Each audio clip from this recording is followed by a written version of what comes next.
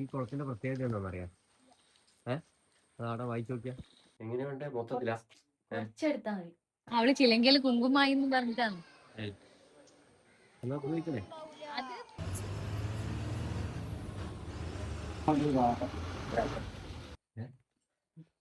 Clip നോക്കി തരുവാ. ഇന്ന് നമ്മള് ചിലങ്ക പൂജിക്കാൻ നോക്കാം. ചിലങ്ക പൂജിക്കാനോ? അരങ്ങേറ്റം അല്ലേ? അച്ഛനതാ അമ്മക്ക് ക്ലിപ്പ് കുത്തി കൊടുക്കണം. എങ്ങനെയുണ്ട് മൊത്തത്തിലാ?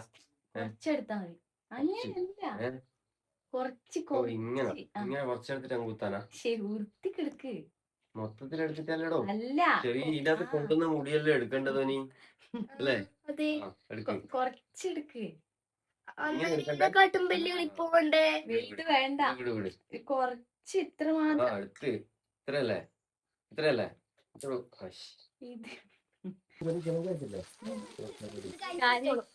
വേണ്ട, ഇവിടെ വെക്ക്. ബാഗിൽ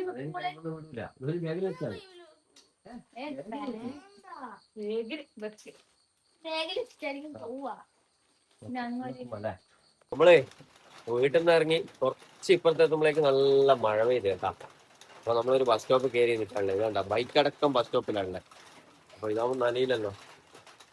അപ്പൊ നമ്മൾ എവിടെയാ പോകുന്നത്? ഏതമ്പലത്തിലാ പോകുന്നത് പറഞ്ഞിട്ടില്ലല്ലോ. എവിടെ പോകുന്നത്? നമ്മൾ മുഴക്കുന്ന് മൃദംഗ ശൈലേശ്വരി ക്ഷേത്രത്തിലേക്കാണ് പോകുന്നത് കേട്ടോ, ഇവിടെ ചിലങ്ക പൂജയ്ക്ക്. അപ്പൊ നമുക്കിനി ആടെ ചെന്നിട്ട് കാണാം. ഓക്കെ, ജബ്ബാർ കടമെത്തിയിട്ടുണ്ടല്ലേ. അപ്പൊ ഇനി അങ്ങോട്ട് ബസ്സിനാണ് യാത്ര കേട്ടാ. അപ്പൊ ഇപ്പൊ ഇരുട്ടീന്ന് ബസ് വരും. ഇനിയുള്ള യാത്ര ബസ്സില്ല. നമ്മളെ ബസ് സ്റ്റോപ്പ് വേണ്ട, റോഡെല്ലാം പൊന്തിച്ചിട്ട് റോഡ് വികസിച്ചപ്പോ ബസ് സ്റ്റോപ്പ് താഴെ പോയി. വേണ്ട, തലമുട്ടുണ്ടോ ഇല്ലേ? എനിക്ക് നിൽക്കാനാവില്ല, എന്റെ തലമുട്ടും.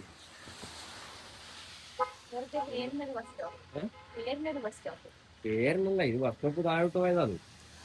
വേണ്ട, ഇരിപ്പിടല്ല വേണ്ട, പോയിട്ടാവില്ല. ബസ് വരുന്നില്ല കേട്ടാ, പ്രിയദർശിനി ഞാൻ തോന്നുന്നു കേട്ടാ. നേരെ അമ്പലത്തിലേക്കാണ് തോന്നുന്നുണ്ട്. എങ്ങോട്ടാ? പാവം, ഇത് നമ്മളെ നാട്ടിലേക്ക് പോകുന്ന ബസ്സാണോ? അതാ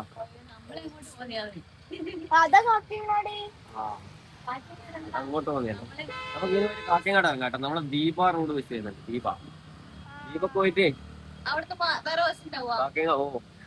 കാക്കങ്ങാട് ഇറങ്ങാം.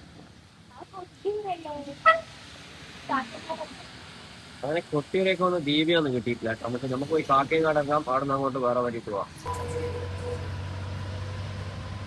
രാവിലെ തന്നെ മഴയെല്ലാം ആയതുകൊണ്ട് ബസ്സിലെല്ലാം ആള് വളരെ കുറവാണ്. എന്താ, ബസ്സിൻ്റെ മുമ്പിൽ ഫ്ലൈറ്റ് എല്ലാം ലാൻഡ് ചെയ്തിട്ടുണ്ട്.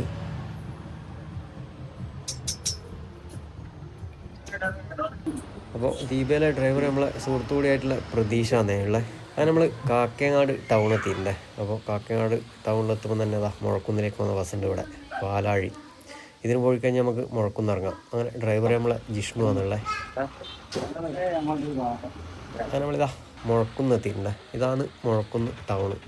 അപ്പോൾ അമ്പലത്തിലേക്ക് വന്ന ഇടത് വശത്താണ് കേട്ടോ. ബസ് ഇറങ്ങിയിട്ട് ഇടത് വശത്തേക്കാണ് അമ്പലത്തിൽ പോകേണ്ട വഴിയില്ല. അപ്പോൾ മുമ്പ് തന്നെ ഓട്ടോറിക്ഷ ഉണ്ട്. അപ്പോൾ ഓട്ടോ വിളിച്ചു കഴിഞ്ഞാൽ അവർ വരും.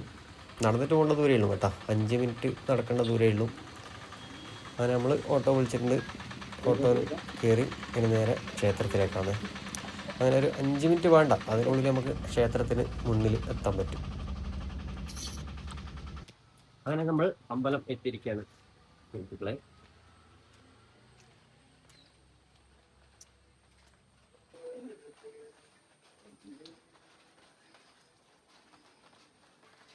കുറവാണല്ലോ അല്ലേ?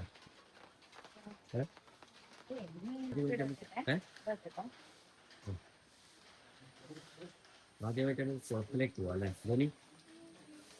അപ്പൊ ഇതാണ്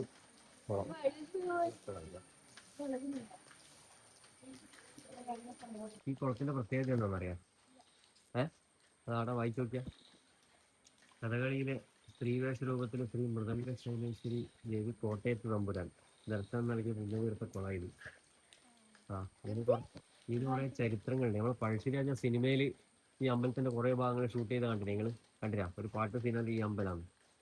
അപ്പൊ പഴശ്ശിരാജാവിന്റെ ഒരു ഈ കോട്ടയത്ത് തമ്പുരാൻ എന്ന് പറഞ്ഞാൽ നമ്മുടെ പഴശ്ശിരാജാവ്. അപ്പോൾ ഈ മൃദംഗ ശൈലേശ്വരി ക്ഷേത്രത്തിൽ വെച്ചാണ് നമ്മുടെ പഴശ്ശിരാജാവ് കഥകളി ചിട്ടപ്പെടുത്തിയത്. അപ്പോൾ എത്ര ശ്രമിച്ചിട്ടും കഥകളിയിലെ സ്ത്രീവേഷ രൂപം എങ്ങനെ വേഷവിധാനം ചെയ്യണമെന്ന് തമ്പുരാന് മനസ്സിൽ തെളിഞ്ഞു വന്നില്ല നമ്മുടെ പഴശ്ശിരാജാവിന്. തുടർന്ന് ക്ഷേത്രക്കുളത്തിനടുത്ത അരയാൽത്തറയിൽ മൃദംഗ ശൈലേശ്വരി ദേവിയെ ധ്യാനിച്ചിരുന്ന തമ്പുരാന് കഥകളിയിലെ സ്ത്രീവേഷ രൂപത്തിൽ തന്നെ തീർത്ഥക്കുളത്തിന് നടുവിൽ ദേവി രൂപദർശനം നൽകി. തമ്പുരാന് സ്ത്രീവേഷ രൂപദർശനം ദേവി അരയ്ക്ക് മുകളിൽ മാത്രമേ നൽകിയിട്ടുള്ളൂ. അതാണ് ഇന്നും കഥകളിയിലെ സ്ത്രീവേഷ രൂപം അരയ്ക്ക് താഴെ വെള്ളത്തിലായി നമുക്ക് കാണാൻ സാധിക്കുന്നത്. പക്ഷെ ഇന്നും ലോകത്തെവിടെയും വിശ്വകലയായ നമ്മുടെ കഥകളി ആരംഭിക്കുമ്പോൾ മൃദംഗ ശൈലേശ്വരിയെ പ്രകീർത്തിച്ച ശ്ലോകം ചൊല്ലിയേ കഥകളി എവിടെയും ആരംഭിക്കാറുള്ളൂ. അങ്ങനെ ചെലങ്ക പൂജിക്കാനായി നേരെ ഇനി ക്ഷേത്രത്തിലേക്ക്.